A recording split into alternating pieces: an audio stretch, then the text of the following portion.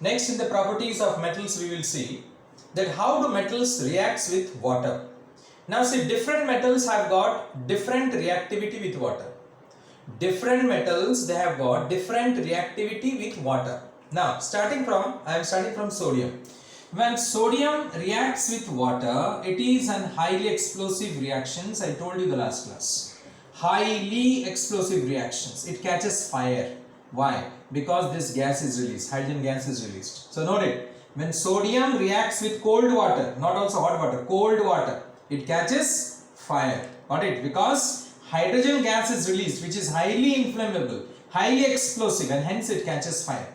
Alright, so in this way we need to balance these equations. So here it is, we will write it as 2H2O. So here it is nothing but we will write 2NaOH, 2Na. So 2Na, 2Na balanced, then 2 oxygen, 2 oxygen balanced, 4 hydrogen balanced. Fine. So when sodium reacts with what you can say cold water, it's an explosive reaction, hydrogen gas is released. Next, after that, let me come to magnesium. Now when magnesium, if you take cold water, the reaction is very slow. It is not. So you have to take boiling water. Alright, this is your cold water, this is your boiling water. You have to take boiling water. Alright, now when it reacts with boiling water, what I get? Magnesium oxide and hydrogen gas is released. We can say that. It's a very simple one. Magnesium oxide and hydrogen gas. It has got no reaction with cold water, boiling water. See now, the reactivity. See here, it is more reactive. It is less reactive. For that reason, it is less reactive than what? Sodium. So hence, it is reacting with boiling water, not with cold water. Now, next, if you take zinc. Now, zinc with boiling water, if you take it, what you find is that the reaction is not vigorous. The reaction is slower. Alright, reaction is slow. The reaction is going to take place, but the reaction is not so vigorous. The reaction will be slow compared to magnesium. Compared to magnesium, the reaction will be slower. Understood? If you take it steam, the reaction will be faster. If you take it steam, the reaction will be faster. Mind it. So in this way, if I take boiling water, I don't say the reaction will not take place. Again, I repeat. The reaction is going to take place, but the reaction will be slower compared to magnesium. Alright, if you take with steam, the reaction will be faster.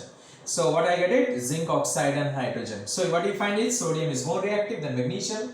Magnesium is more reactive than zinc. Now if I take iron, like if I take a red hot iron and if I pass steam through it. Now this is steam. If I pass through it, red hot iron. Alright, through red hot iron, steam is being passed. Then what I am going to get it? I am going to get Fe3O4 and hydrogen gas is released. 3Fe plus 4H2O. This is magnetic oxide of iron or triferric tetroxide of iron. Hydrogen gas is released. You can say that. So what I have taken? Steam. Alright. So what you find is that this zinc is more reactive than iron because zinc reacts with boiling water also. But iron has no reaction with boiling water, reacts with steam. Alright. Now if you take copper plus water, no reaction. Any water, whether it is cold water, hot water, or boiling water, or steam, whatever you can take, no reaction is going to take place. So hence, what we get a series here, that sodium in terms of reactivity with water, sodium is more reactive than magnesium, which is more reactive than zinc, which is more reactive than iron, and which is more reactive than copper. So this is your metal activity series, which I have studied the last class. Alright, so you got it this one? Now, next, after that, if you see the reaction with acids. Now, any metal reacts with acids to give hydrogen gas. But one thing, be very clear. Metals which are placed above hydrogen in the activity series, they only will give hydrogen gas. Metals which are placed above, alright, which are those? Potassium, sodium, calcium, magnesium, aluminium, zinc, iron, tin, nickel, lead. These are the what you can say metals which are placed above hydrogen. Copper, silver, gold, mercury has got no reaction with dilute acids. Alright, it is not going to replace hydrogen from dilute acids. Alright, clear, because it is placed below hydrogen in the metal activity series, which I have said you earlier. Alright, so if I take here sodium, now practically we don't do this particular reaction. Sodium plus HCl, practically we never do it because with water, you can see it's an explosive reaction. With acids, you cannot imagine how explosive it will be. So practically never we do this. Theoretically is possible. So Na plus HCl will give you NaCl plus hydrogen. 2Na plus HCl will give you 2NaCl plus hydrogen gas is released. We can say that. Clear? In this way. So now if I take magnesium, same thing. Magnesium will react with HCl. Let us take H2SO4. Will give you MgSO4 plus H2. So what you find is that whether it is dilute hydrochloric acid or whether it is dilute sulfuric acid, metals which are placed above hydrogen in the metal activity series, they replace hydrogen. As you can see, they replace hydrogen from dilute acids. Metals which are placed above hydrogen in the metal activity series, whether it is sodium or magnesium or zinc. Suppose if I take here zinc when react with HCl, it gives you ZnCl2 and hydrogen gas is released. You can see that. Clear? So whether it is HCl or H2SO4, you can see hydrogen gas is released. Again I repeat, metals which are placed above hydrogen. Alright. Now if you do the same reaction with copper plus HCl, no reaction. If I do with mercury plus HCl, no reaction, because copper, mercury, silver, gold, they are placed below hydrogen. So the metals which are placed below hydrogen, they cannot replace hydrogen from dilute acids. They will not undergo the displacement reactions. Alright. They are very less reactive metals. Alright, and as you can see it here, the reactivity decreases when you come down the group. Several examples are given it for it. Alright, now the next question comes here, that what happens when it reacts with nitric acid? Now children, listen carefully.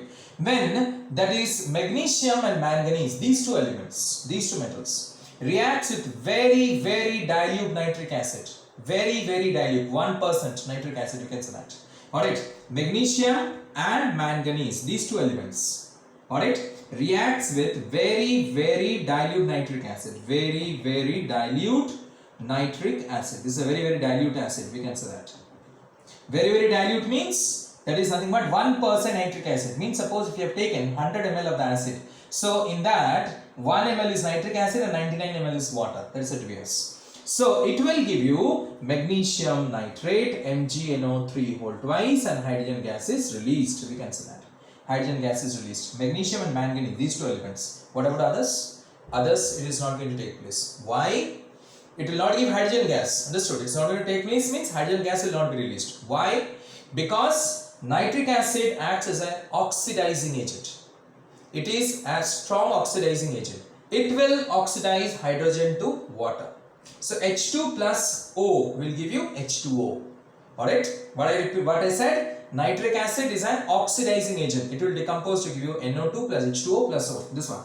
Nitric acid. HNO3 will decompose to give you nitrogen dioxide plus water plus nascent oxygen. You can balance this equation. Balancing you have to do, children. You need to do it. Alright, of course I am doing it, but at certain time you have also to do it.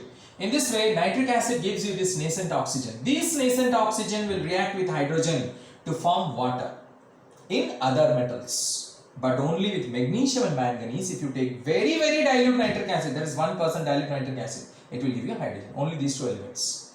Alright, these two elements, they are exceptional. We can say that. But other elements will not give. Remember this particular thing. Okay? Achha. Now, next is, after that, what I said is that metals which are placed above hydrogen in the metal activity series, they will replace hydrogen from dilute acids, but the metals which are placed below hydrogen, they will not replace. I said you already. Alright, now we will see this particular thing. Alright, this particular displacement reaction we'll see by an example.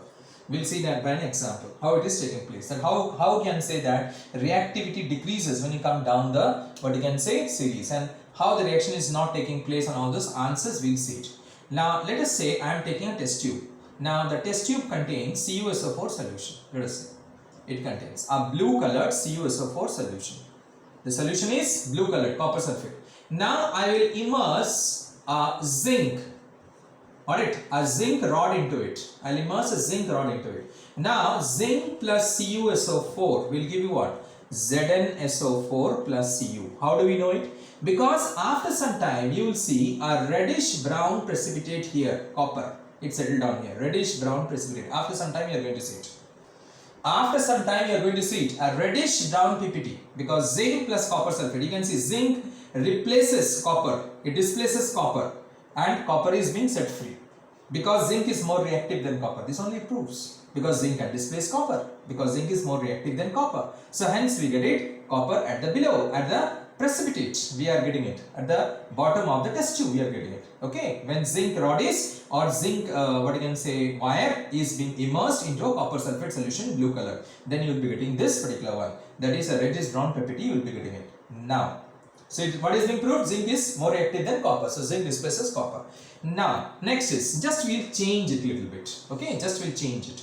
Now what will I do is that I will take here, that is zinc sulfate solution. I'll take here ZnSO4 solution. Alright, ZnSO4 solution I will take in the test tube, and I will immerse a copper rod, a copper wire. I'll immerse a copper wire into it. What you are going to get it? That is copper plus ZnSO4. You do it and see, no change is going to take place. Means zinc sulfate is a colorless solution. When you immerse a copper wire into it, no change, you will see, nothing, no change is going to take place. It will remain as it is, you can say that. Clear? Why? Because copper is less reactive than zinc.